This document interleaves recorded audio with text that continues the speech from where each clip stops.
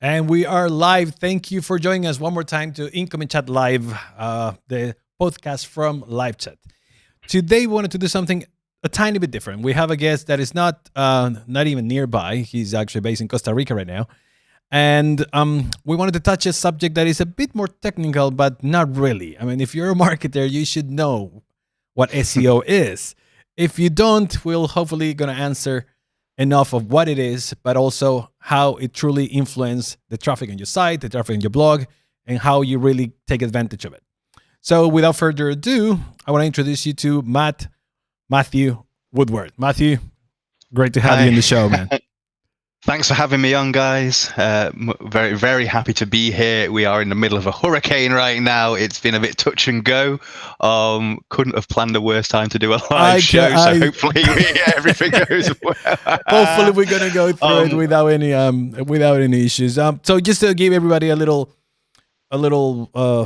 idea of what Matthew is. I mean, he's been helping thousands of business to figure out the traffic on the sites through SEO and helping people figure out how to use it.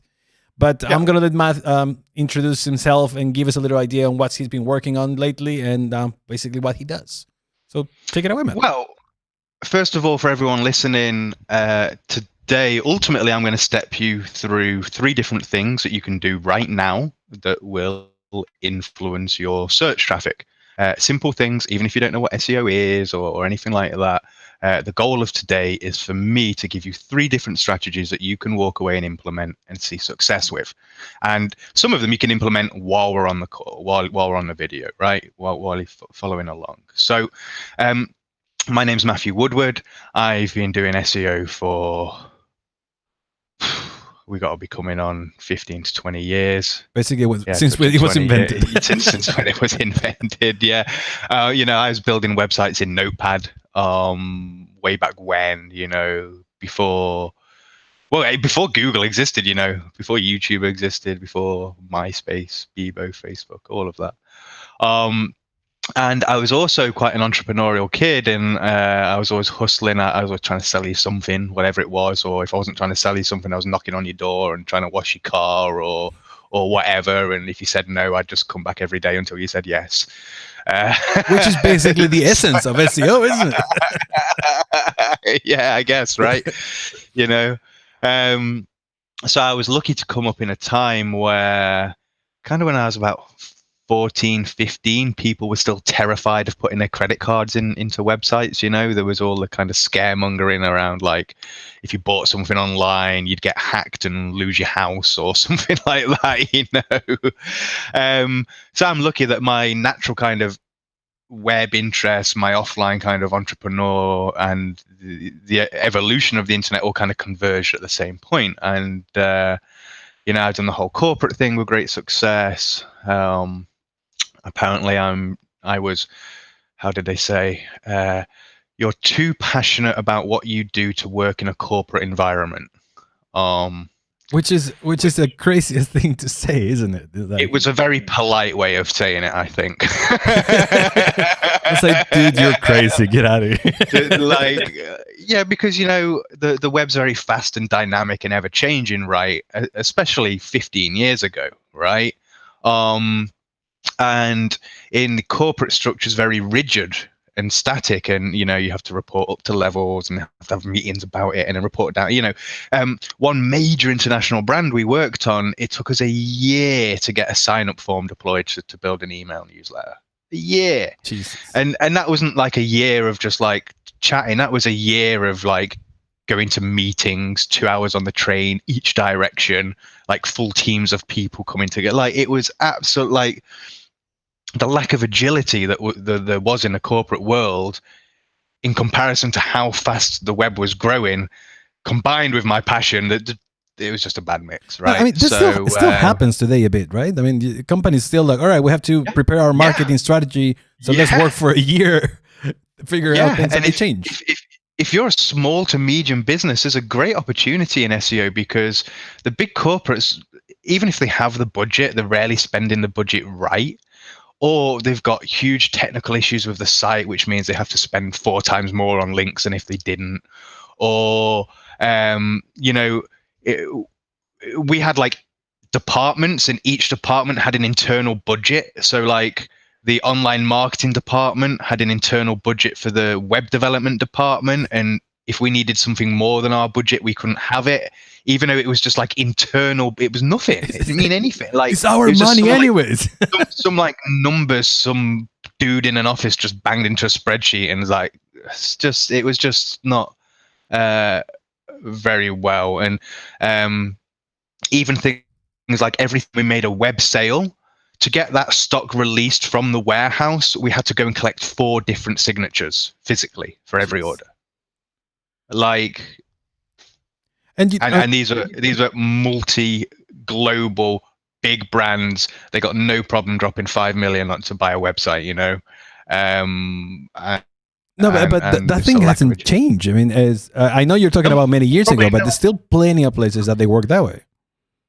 The difference now is the directors of big companies usually have some kind of experience with web or knowledge, or they actually use it themselves. Back then, it was kind of like voodoo, right? And directors, position CEOs didn't understand it, despite the fact it was doing tremendous sales. They just didn't understand it and would rather trust in traditional sales channels than the new thing, right? Yeah. Ultimately, it's much smaller competitors with much smaller teams with higher priced products could outperform us just because of the shackles we had internally as a corporate. Exactly. So there's a lot of opportunity to compete online, especially with SEO and especially with the 3 things you're about to learn. All right, so look. I mean, I have to be honest, because I'm also an old school marketer, and in the beginning, when I heard SEO, for me, it was just like just one of those growth hacking things, right? It's not that I wouldn't take it serious, but it was not something that I could grasp very quickly. Because even though it's a simple thing, now that I understand it better, there were many things that I didn't follow through, like how you structure this, how you truly use it. It makes sense. So with that being said, I'm really looking forward to those 3 things that you want to recommend. Yeah, I mean, look, SEO is there's a lot of kind of mystery around it because it's an ever-moving algorithm, and Google changes this and that, and you don't know what they changed, and it's you've got a moving target, right? And a lot of people are put off by that. But look, SEO really comes down to 3 foundations, and those 3 foundations haven't really changed in a decade. How you apply certain things has, but the foundation hasn't changed. And that is, level 1, have a good site, a good technical foundation that works. It's fast, it works great on mobile devices, it's clean, it's simple, it's easy to navigate. Just a good base technical foundation.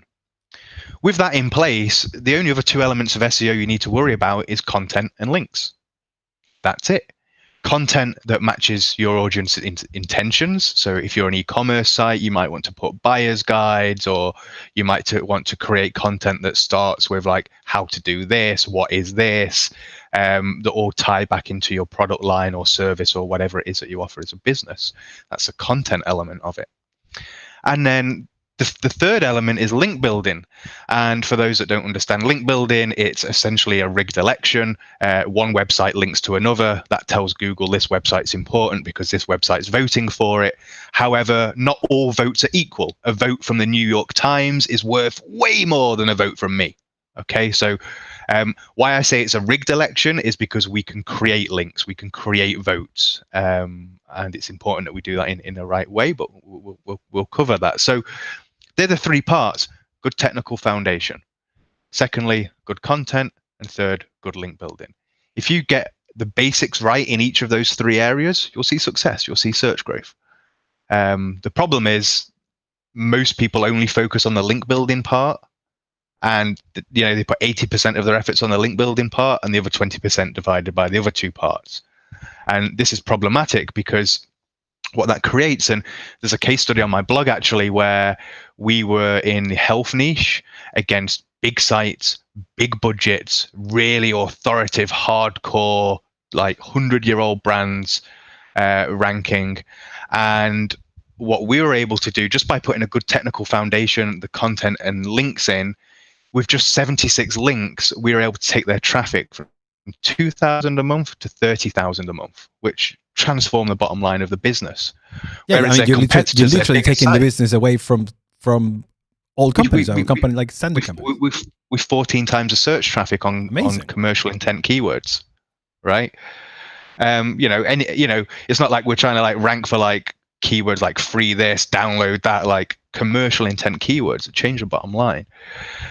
But other sites were needing 300, 400, 500 links to compete. Us only 76, but it's because we had that good technical base, that good content, and the link building. And most people only focus on the link building. So that's where you get the advantage as a smaller or medium business, because you can compete on that. And actually getting a technical base isn't that difficult. Getting good content isn't that difficult, nor is link building. With that said, let's cover one thing you can do in each of those areas that will have an impact on your search traffic and also your conversion rates bottom line across the board. Cool. And before you move in, I just want to let everybody listening, we will get to your questions. We'll leave them towards the end, so you have time to pay attention to what Matt has to say. So yeah, go for it, Matt.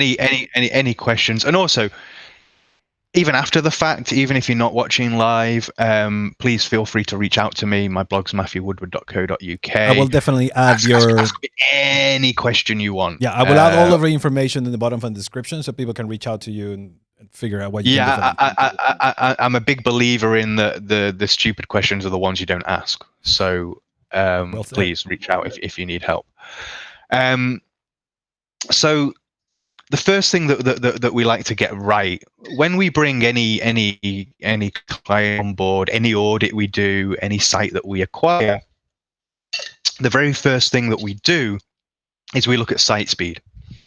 Now, this is probably like a cliche thing, you've heard it a million times, but listen, it's important for a number of reasons.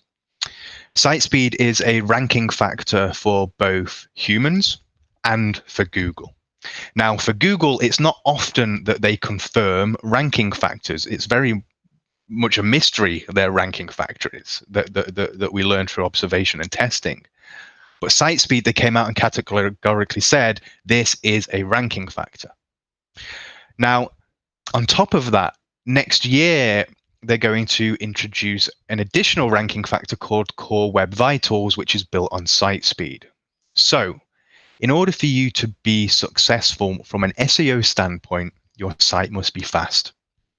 If you're using a tool like webpagetest.org, you got to be hitting load times of under 5 seconds.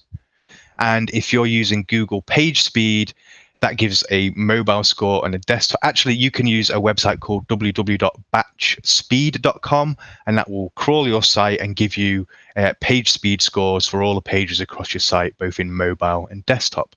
Mobile must be 60, desktop must be 90 or above. If you're not hitting those metrics right now, your site essentially has a weight around its neck in terms of its organic search and SEO performance, right? It despite having good content, despite having good links, if your site's slow, you're giving yourself an uphill battle. That's from the SEO standpoint. Site speed is also a ranking factor for humans. It's a ranking factor because it directly affects a customer experience. It directly affects conversion rate. If you're an e-commerce site, it directly affects average order value. It touches every point of the customer experience. When you go to a supermarket and you've got everything in your cart and you want to check out and there's a line, that's frustrating, right? You got to wait. What you really want to do is take your cart of products and just go straight to the checkout, pay, and get out of there, right? You don't want to be in a queue. You don't want to wait around. So it's amazing how many sites create that experience digitally through a slow site. On top of that, site speed is important from a mobile perspective. If anyone's listening, looking at their analytics over the past 5 years, you would have seen the amount of mobile and tablet traffic coming to your site growing, regardless of niche. If you're not serving these people with a fast site, again, you're creating that bad experience and it puts people off. So site speed is, of course, it also backs into, if you're running paid campaigns, AdWords, Facebook, Twitter ads, anything like that, that also affects all of your quality scores. It's affecting your conversion rates there. You're ending up paying more in your ad campaigns for less results, right, than you would if your site was fast. So site speed touches your business on so many different levels, so many levels. And I equate it to that in a supermarket. Would every time someone wanted to check out, would you put a 5-person line in front of them? No, you'd want them to just check out and get out of there as quick as it can. So site speed's important. Now, how do we fix it? If you're running WordPress WooCommerce, it's pretty straightforward. I have a tutorial that gives you a much more detailed step-by-step how to increase your website speed. If you go matthewwoodward.co.uk, the SEO section on the right-hand side, there's an article there, increase website speed. You can follow those steps. That will allow you to fix it if you're on WordPress or Magento or something like that. Some people, however, are going to be on Shopify. That's its own can of worms, right? There's so many different implementations on Shopify, but one of the common problems we find is people loading lots of fonts unnecessarily. But you can go and plug your site into webpagetest.org. If it takes more than 5 seconds to load, you've got problems. Really, you want it to load in 3 seconds. Also, go on batchspeed.com, put your site through there. If you're seeing mobile scores under 60, you've got problems. If you're seeing desktop scores under 90, you've got problems. They must be addressed. And the moment you address them, the moment you deploy a fast site, you will immediately see the human benefits in terms of average time on page, bounce rate, pages per visit, average order value, conversion rate. You see the benefit immediately from humans. With Google, we nearly always see a result about 6 weeks after implementing the changes. So it's super simple in many cases. If you're on WordPress or WooCommerce, it's just configuring a couple of plugins. It costs you like $80. And if you're not, there's various services. There's a service called NitroPack, absolutely excellent. That works with Magento. Any e-commerce people running on Magento, they're going to have Shopify compatibility soon, but that's in about 5 minutes. You can fix your site speed with NitroPack, even if you're not a developer and you don't know anything. And that's going to give you your Google page speed scores, all 100 across the board, mobile, desktop, your site speed. It's just a connector. It takes a few moments to set up, really. So that's site speed, right? It's a foundation part of SEO. It's often overlooked. We all know that we need to do it, but I don't think we all quite grasp how important it is and how many different areas of a business it touches. Will you say that this is more of a tech factor or a human factor? It's, from an SEO standpoint, it's a technical factor because it's a requirement to rank. Cool.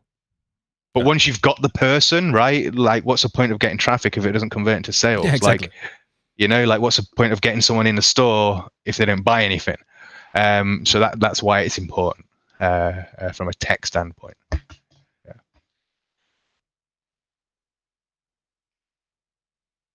Oh, sorry, I'll wait for you. So, no worries. No, I'm already into this. So you keep going, and I'll interrupt you with some questions.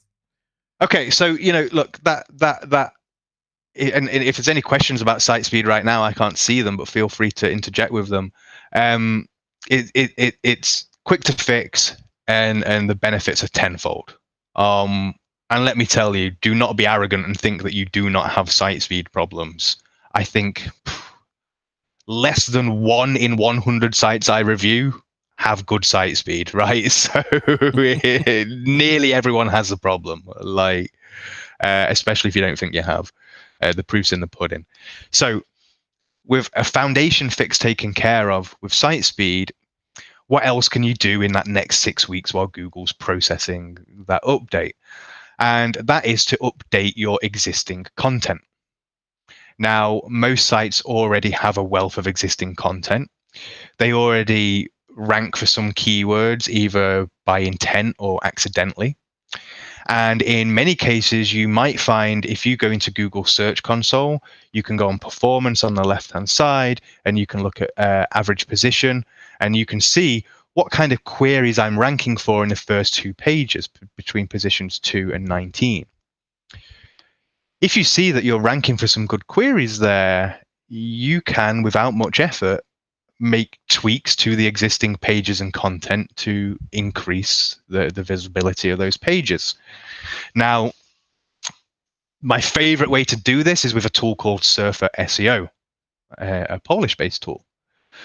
They're an absolutely a great team. The tool's been around for like 2 years, and what it does is it has a feature called SERP Analyzer. So you put your target keyword in, which country you're trying to rank for, and it goes out and analyzes all of the top results and compares 500 different on-page factors to you. And at the end, it gives you a very clear report that says you need to duh, duh, duh, duh, duh. So it will say you need to add 200 words. You need to mention this term more frequently. You need to mention this term less. You need to add more images. It gives you very specific advice on how to optimize the content. Now, we see great results with it. The wider SEO community has been seeing great results with it. It's why they're a growing tool right now, because the proof's in the pudding. And it's really easy if you've got absolutely no SEO knowledge whatsoever to do a technical audit page by page, keyword by keyword, just to see how well optimized you are.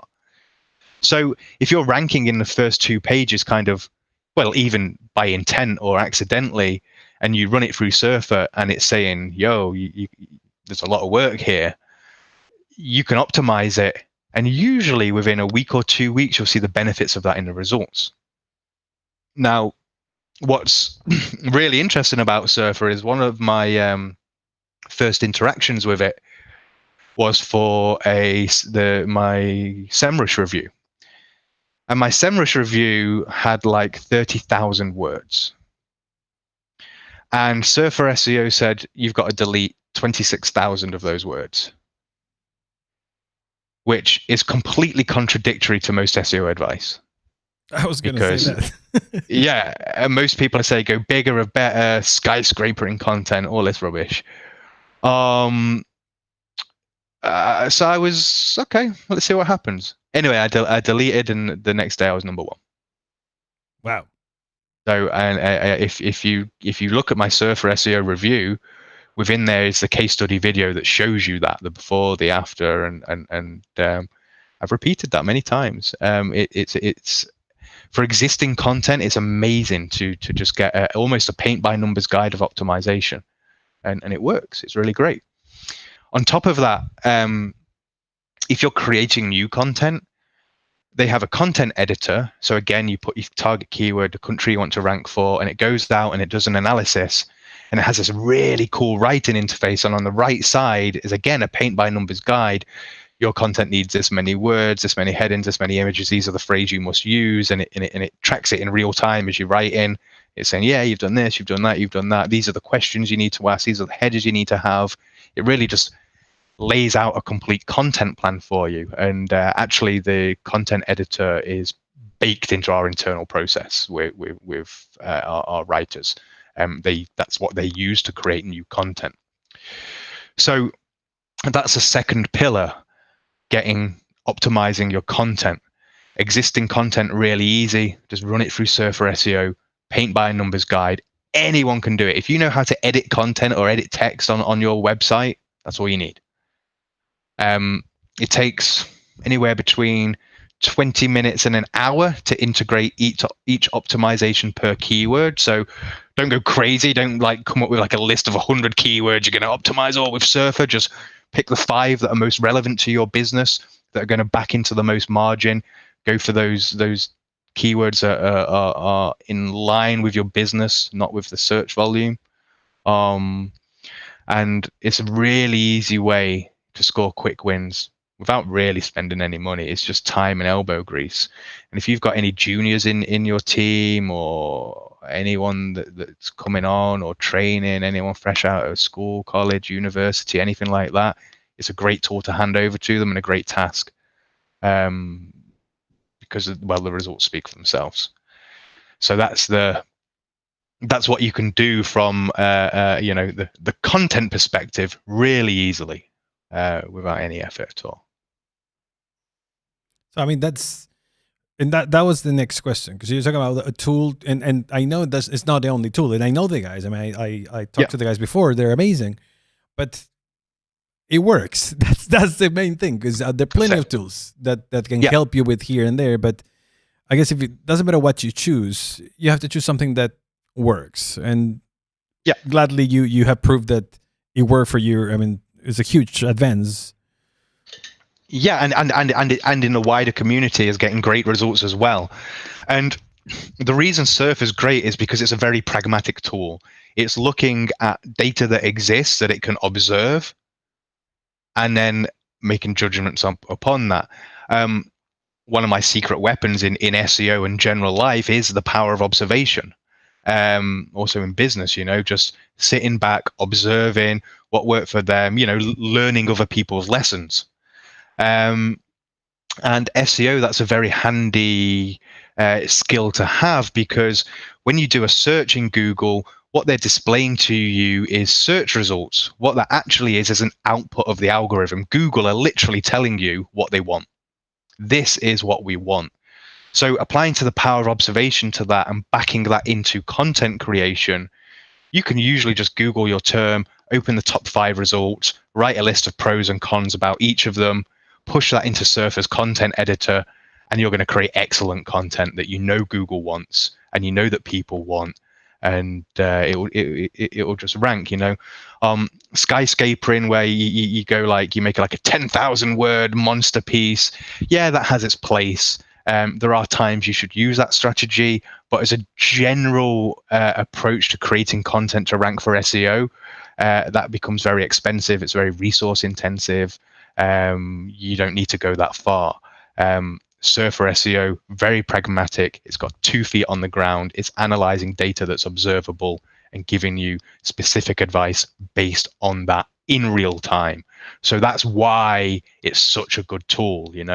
Lots of other tools outsource their data, or they're relying on clickstream data, which is then extrapolated and just an estimation. But Surfer is real, hardcore. This is what's happening right now, and this is what you should do in order to take advantage of that. We're definitely going to add, because we know the guys, we're definitely going to add their link in there, so people can go and check them out and see how much it can help for their companies. Yeah, I'll give you a link to my YouTube video with when I deleted all of that content, and it's mind blowing. Cool. It's mind blowing. It really is. Yeah. So you got a good foundation with your site speed. You've optimized content, and perhaps you've written some new content that's now optimized with Surfer, which that's all content moving forward after listening to this should be done by that. The third thing is link building, the rigged election. Now, link building is where lots of people struggle, lots of businesses struggle, and even a lot of SEOs struggle. Now, the easiest way for most businesses to deal with link building is to outsource it. The problem with outsourcing it is it's an absolute minefield. And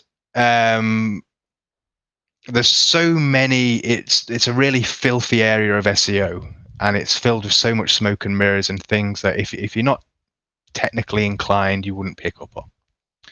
For example, one of the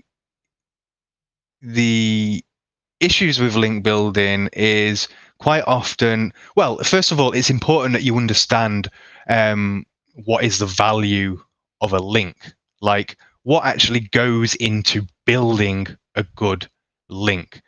And it's kind of harsh to say, but quite often with link building, you get what you pay for, right? You can use link services that will acquire outreach-based links for $50, $60, $70 a pop. The problem is, in the real world, if you back that into the business, it costs more than that to produce a good quality link. The cost prices are higher than that. So when you're paying for these outreach-based guest posts that are $50, $70 a pop, what you're actually buying are posts on private blog networks, or posts on heavily farmed sites. Now, the problem with that is these links end up hurting you in the long run. And you think that you're kind of winning the election, but you're not. You're actually setting yourself up for failure. If anyone's listening who's used any link services or have built any links, one of the other things that we see quite often is sites with write for us pages. If you're not familiar with it, quite often you'll see on sites navigating around in the header, sidebar, and footer, they'll have a little write for us page. And on that write for us page, they usually indicate that they accept and publish guest posts.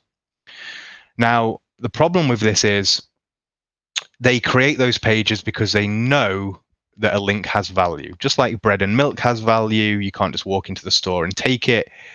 Building a link from a site now has value, and website owners know that. So when you contact them, they're going to ask for a publishing fee.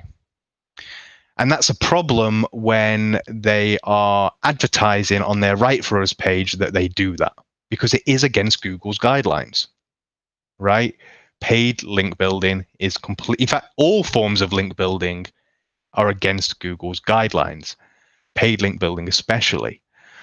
So it's easy to fall into a trap as a business because doing it internally is very difficult. It's a specialist skill set, and you need a team. You need 3 or 4 people to do it well. So then you outsource it. But then the people you're outsourcing it to are essentially just scraping a list of sites that have Write For Us pages and then paying to post on them, and then they resell that to you with a margin. But all these sites with Write For Us pages are a huge risk. And Google can easily identify Write For Us and other types of pages like that and devalue the links coming from them. So if you've paid $50, $60, $100 for your link, it's not worth anything because Google devalued it before you even built the link from it. Well, sorry, just a quick question about that. Just to get this bit. So one of the best ways, or one of the things that you have to do during SEO is build link building, right? Yes. But yes. if I get it straight, basically Google doesn't want you to do that. So That's it's a correct. It's a way to trick Google, somehow. Yes. Yes. All forms of manipulating Google search results are against Google's guidelines. Right? So they have the spirit of keeping the growth and the ranking organic, but after all, we all try to figure out ways not to, and just to. Yeah, unfortunately, Google are in a position where they want to maintain the results to be organic and natural, and that makes sense. In the real world, though, links are a commodity. They have value. Irrespective of what Google says, they have value because they increase your rankings, they increase your traffic, they increase your bottom line. It's a commodity, just like bread and milk. However, there is a very stupid way about going about things and a more intelligent way. Unfortunately, Google have created this where actually to do good, honest link building needs a team. It's a substantial investment.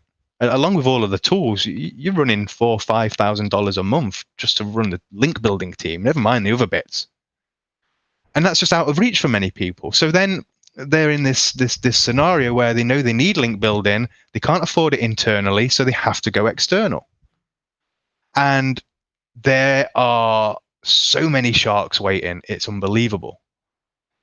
But Google have created that, and also not being upfront about exactly what is a good link, what is a bad link, and this kind of smoke and mirrors allows people to sell links that on the surface look excellent, but they don't stand up to basic scrutiny. And this is a problem because in all of my time, there's only 3 services that I can trust. And I've used a lot of services and spent a lot of money, you know. So it's important that you get the link building right, because it can actually end in penalty. If a large amount of your link profile, is these kind of write for us pages, it's obvious you're manipulating things. Google know the only reason the write for us pages exist is to fuel the commodity economy of links, right?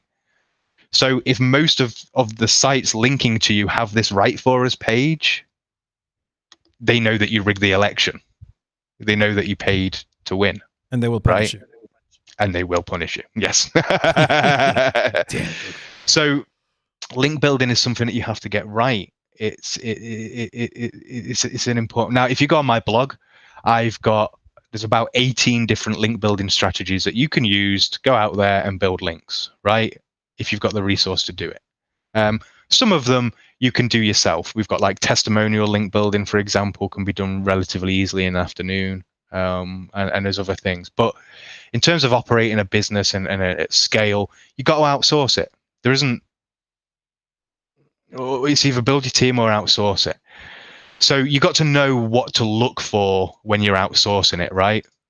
Because there are a lot of sharks waiting for you. And I'll talk to you in a little moment about one particularly technical trick that even most advanced SEOs aren't aware of, and they would say it's still a good link, even though it's worthless. And I'll cover that one last. The most basic indicator you can use though is price. And if you're paying $50 to $70, look, a good link with everything that goes into a good link, sourcing it, arranging the placement, creating the content to a high standard, doing the quality control, paying a publishing fee, all of that has cost, right? So good quality, really good links that move the needle cost anywhere from $150 to $300 or $400. If you're going on to big time placements, you can pay a lot more, but I don't see that it's necessary. Price really does tell you a lot about the quality of the link that you're buying. But even if you're paying that, that doesn't guarantee that it's a good link. People still resell crappy links at high prices. So there are other things that you need to pay attention to. Another good indicator when deciding if you want a link from a site is, does the site have any current organic search traffic? Meaning, if Google trusts this site to give it traffic, you can inherently assume that you trust this site to link to you, right? Google trusts a site to send them traffic, so inherently you trust them to link to you. This is a very top level way of, if you've got no knowledge whatsoever, of kind of deciding, is this going to be a good link? Or if you're using an existing link building service or outsourcing it, you can use this as a guide to say, are they giving me good links? Has it got a write for us page? If it has, avoid that like the plague. Like avoid it like coronavirus, Very trendy right now. Very trendy. Yeah, right. If you've got, probably for the next couple of years too, I think. And if the site's got organic search traffic or not, if it hasn't, well then why? Google doesn't trust the site with traffic, so why do I want a link from it? High risk thing to consider, right? As well, just looking at the place, the link itself, the content. Is the content relevant? Is the site relevant to me? Is it labeled as a guest post? Is it labeled as a guest author? Is it labeled as a sponsored placement? Is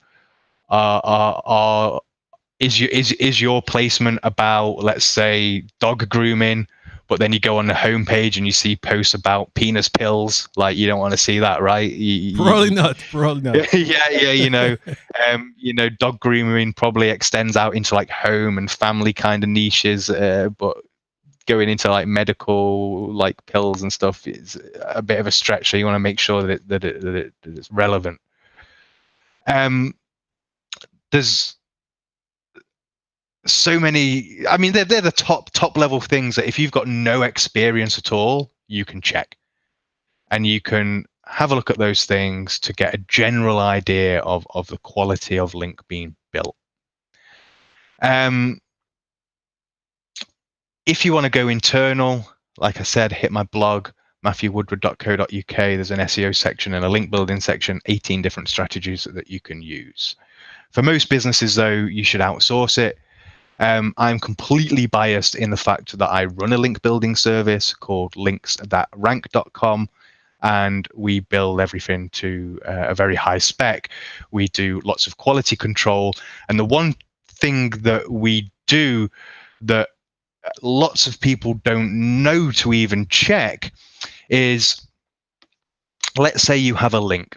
It's super relevant. There's no right for us page. It's not marked as a guest post. It's the perfect link. That's only true if there are other. So if my site's linking to your site, this is your site, this is my site, and we're linking, right? My link only has value if it has other links coming to it. So if you're on my site, matthewwoodward.co.uk, and I'm linking to you, there needs to be a link from my homepage to the page that has your link on. If there isn't, there's no authority being passed from the linking site. Because it's just an independent page, right? Because it's an orphaned page. And quite often what happens, especially with link building services and publishers, is they create hidden sections of the site to sell links from. So it looks amazing, but there's no link from the home page to the page your link is on. There's no way you can go to the home page and navigate to the page your link is on. No way. And that means that it loses the vast majority of all its authority and weight, making it worthless. So you can have super high, like DR80, high authority links, super relevant. It's indexed by Google. It's in the sitemap, no right for us page, 100,000 organic visitors a month, looks absolutely amazing, perfect. But when you actually try to navigate to the page from the home page, you can't do it. And if you can't do it, Google can't do it. And we found that issue in around 20% of placements. Wow. So that meant, if you were spending a budget of $5,000 a month, $1,000 a month of your budget was just being set on fire and burnt. And we're the only service that checks for that. There are other services I recommend. Get Me Links by Gary Wilson and Authority Builders by Matt Diggity, along with my own Links That Rank.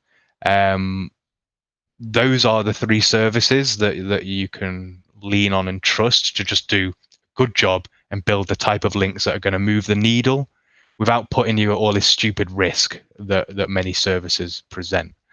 I always like to use the analogy, like you ever been to a restaurant and ordered Coca-Cola, and then the waiter comes and they put the glass down and they leave, they don't say anything, and then you take that first sip and it's Pepsi. That is most link building services. Right? And you're lucky if you even get Pepsi. You usually get like the cheap The store, Coca-Cola. generic brand cola, right? That's most link building services. So look, if you're gonna do link building, if you're a small team, you haven't got much resource available, budget, hit my site. Testimonial link building is a great way to get started. It costs nothing to do, a bit of elbow grease. It will win you some great homepage links. If you want to do links at scale, the best way is to outsource it. Once you're spending between $4,000 and $5,000 a month on links, you want to start thinking about building your own internal team. But up to that, you should really be looking to outsource in order to grow. Now, I want it to be very clear: the vast majority of building, right? Like 80-90% of effort goes on link building, but unless you've got the technical right, unless you've got the content right, you're facing an uphill battle with link building, and you end up having to build 4 or 5 times the amount of links than you actually need to if you have the other pillars in place. So I said it earlier, and we'll give links, I guess, to a case study where we 14 times search traffic. That was because we had a good technical foundation first. Of course, we did link building, but we did link building last. And most people's SEO strategies do it first. So it's important that you approach things in the way that we've said: technical structure, foundation, content, and then the link building on top, right? You wouldn't open a retail store without all of the shop fittings and the shelvings installed and all the products in the right places and everything with the prices and all the tills. You wouldn't open a retail store like that. So don't open your website like that. Make sure everything's right as it should be: technical, easy to use, quick, simple to navigate, content that solves people's problems, connects them to your products or services, and then layer that on top with links. That's the right way to do it. If you're just going to listen to this and just be like, "Whoa, I'm just going to build some links," no, there's a priority. There's a priority. I'll take your money, right? And you will see increases, but you won't see anywhere near as good results if you got the technical and the other stuff right first. So, dude, that's amazing, because I understand it so much better now too. Like, because I knew about these elements, I just never really put them together in a priority list, right? I mean, yes. Yeah. Have proper foundations, content, and then worry about the link building, which is basically just gonna get you the money. Yeah. But first, you need to have that foundation for sure. Yeah, it's like a house, right? Foundation, first floor, second floor, roof. Otherwise, it falls. But all anyone wants to do is build a roof. I'm like, well, what about the where are you gonna put it? like the roof's on the dirt. Like, Matt, I do have questions from the audience, and excellent. I really want to get to them, because we got these 3 things that hopefully is going to give not only the base for most people watching, but also a lot of the things that they can develop throughout the process. Let me start with a question from Bartosz. In your opinion, can you succeed if you're good only at 2 of these things that you mentioned? Like, maybe you only have a cool site and maybe you're really good at links, but your content is terrible. Or maybe your site is okay, but your content is really good, and your links are getting okay. I mean, it's so easy to fix each section that the question's almost redundant. Because let's use an Apple store as an example, right? First of all, you got to have the store. That's the technical and the foundation, right? Then you got to have the content.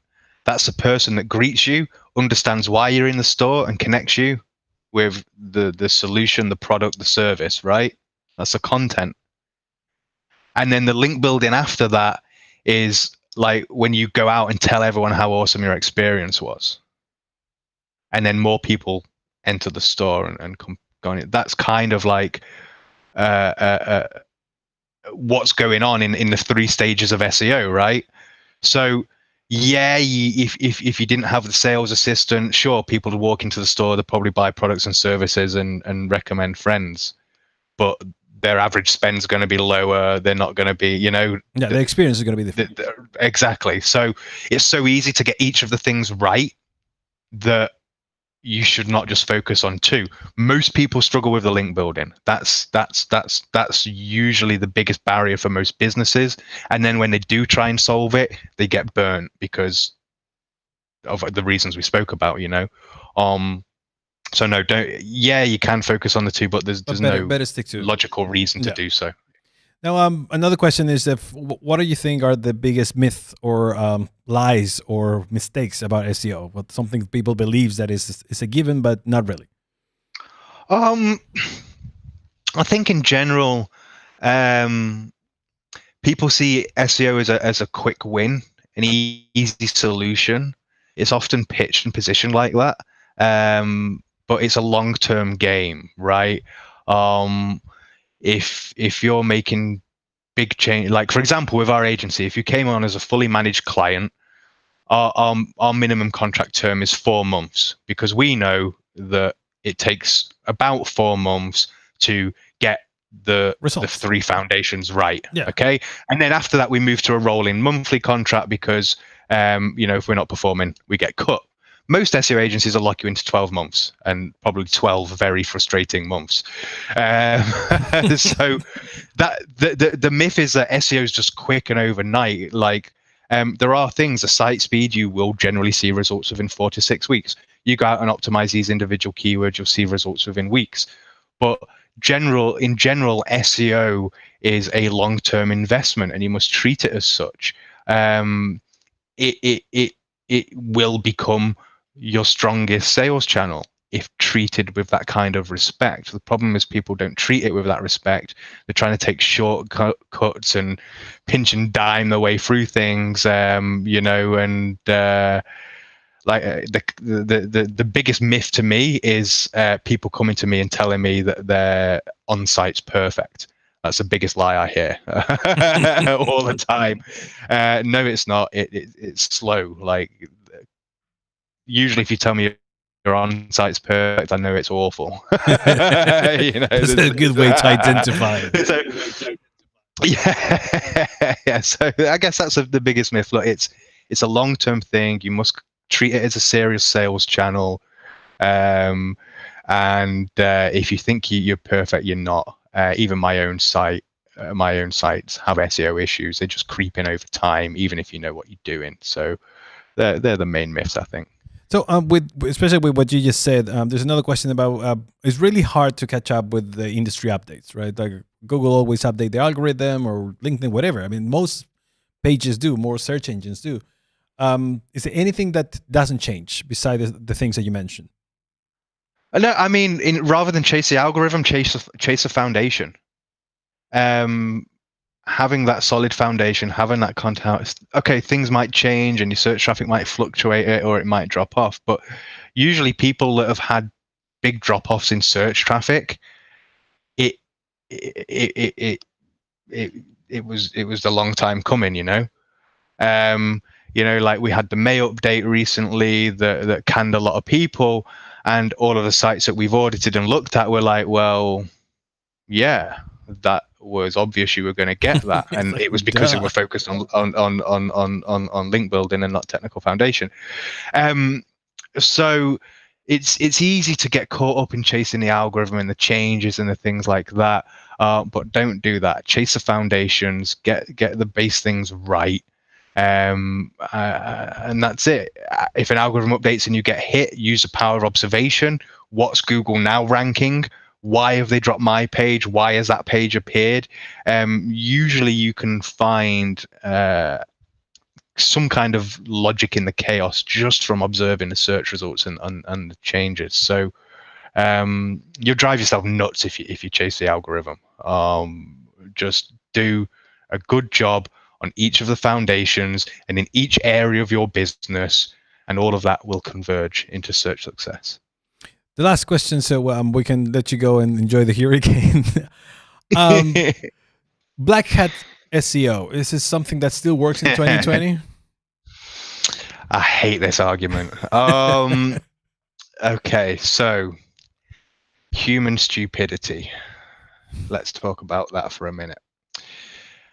The black hat and white hat SEO argument is, for me, a perfect illustration of how stupid and arrogant we are as human beings. We have enforced human morals and society-based constructs on an emotionless algorithm. And from that, we've labeled it as white hat because all things white are good, and black hat because all things black are evil, right? And we've created a divide over an algorithm. It's an algorithm. All the algorithm is looking for is certain metrics. And all our jobs as SEOs is to give the algorithm the metrics it wants.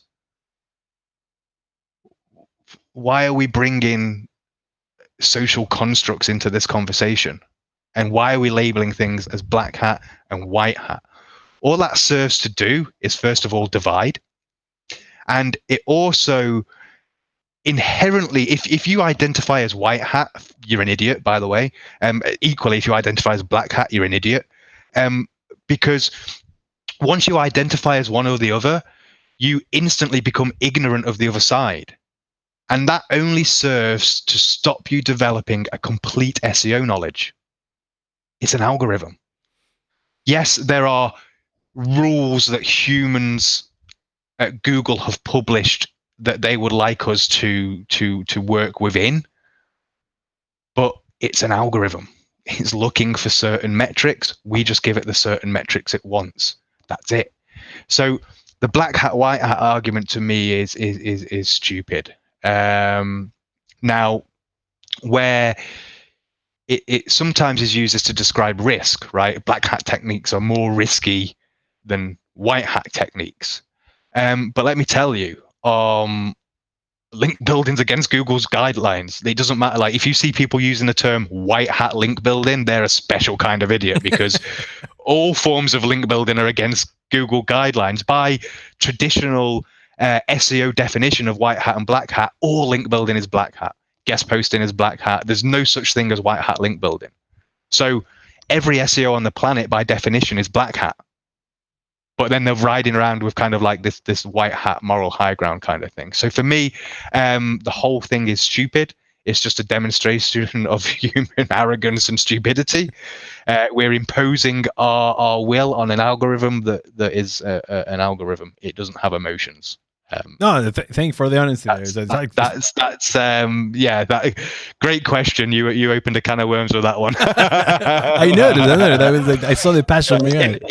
In the end, just give the algorithm what it wants. What does it want? Look at the search results. That's it. Cool. So 2 things.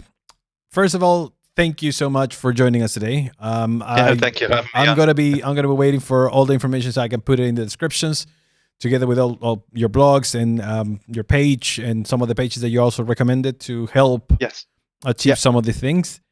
Also, I'm going to be waiting for a 90-day SEO t-shirt. Hopefully, you're going to send it to us. And I hope we can do this again, man. Like, I really want to, I want to thank you again. I know this is not the easiest time for you to join. And I hope you enjoyed the time in Costa Rica. And we'll see you next time. And for everybody listening, thank you so much for joining. This is Incoming Chat. Thanks, Matt. Yeah, thank you very much for having me on. And just before you cut me, look, reach out and ask any questions. The stupid ones are the ones you don't ask. I'm here to help. Remember, 3 foundations. Go get your site, and these are things you should go and do right now. Go get your site speed fixed. Go get it done yesterday. Go and spend the next few days optimizing some existing content with Surfer, and next week backlight up into some link building. 4 to 6 weeks from now, you're going to be in a great position, and you're going to be sending me a happy message. So thanks for having me on, and good luck with the world and everything that's happening. Craziest day of the year for sure to be talking about. Anyway, brother, thank you so much. And again, everybody listening, see you next time. Cheers. Ciao. Bye-bye.